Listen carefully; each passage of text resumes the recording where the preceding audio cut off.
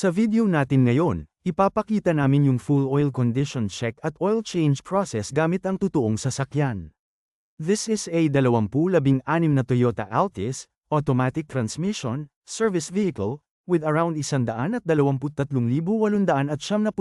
kilometro na mileage. Due na siya for preventive maintenance service, pero hindi sure kung kailan yung last oil change. So sa video na to, ang gagawin natin ay check natin yung current oil condition, measure natin yung engine noise at vibration, gawin natin yung tamang oil change. Compare natin yung results before and after gamitin yung car tender engine oil.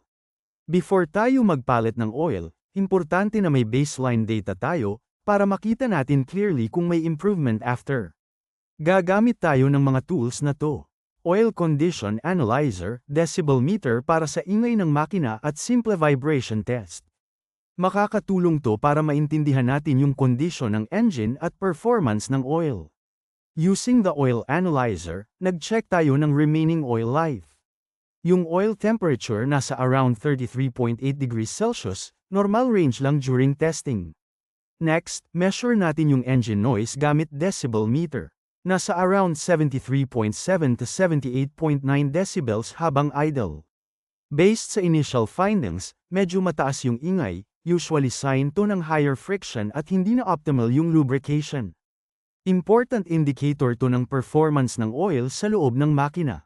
Para mas ma-check pa, gagawa tayo ng simple vibration test. Maglalagay lang tayo ng basong may tubig sa ibabaw ng engine. Makikita mo agad yung galaw ng tubig. Ibig sabihin, may vibration yung makina, posibleng dahil sa oil condition at friction.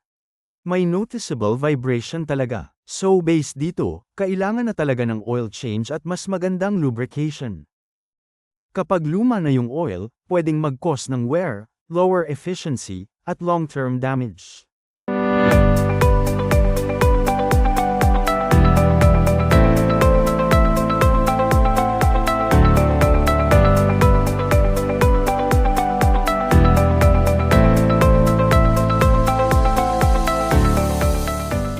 Next step, drain natin yung old oil at papalitan ng car tender HS5W30.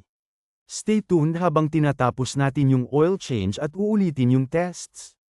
Para makita natin clearly yung difference before and after. After initial tests, ginawa namin yung oil change sa Evangelista, Makati. Ginawa ito sa Mar at Mel Auto Parts, isang trusted na talyer. Car tender is designed para magbigay ng better engine protection, mas tipid sa fuel, less engine noise, at mas smooth overall performance. Before draining, quick inspection muna. So sa dipstick, maitim na yung oil. Sign na madumi na at matagal ng gamit.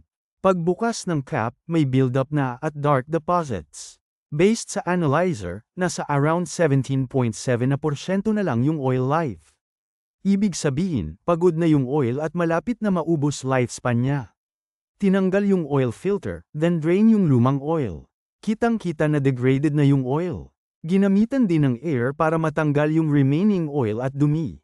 Pinalitan na rin yung air filter at pinalitan din ng bagong oil filter. Then nilagay na natin yung car tender HS5W30. 4 liters total yung nilagay natin.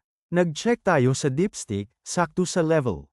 Ayon sa mechanic, importante talaga ang regular oil change. After oil change, nag-test ulit tayo. Then after 2 days, nag-retest tayo. Ngayon, 100% na yung oil condition. Improved na rin yung noise levels. Compared sa una, less na yung vibration. Nag-test drive din kami around Makati. Mas smooth na yung arangkada at takbo ng engine. From 17.7% naging 100% yung oil condition. Nabawasan yung ingay ng makina, at mas gumanda overall performance. Dito makikita kung gaano kaimportante yung tamang maintenance. Car tender HS5W30, solid choice for daily driving.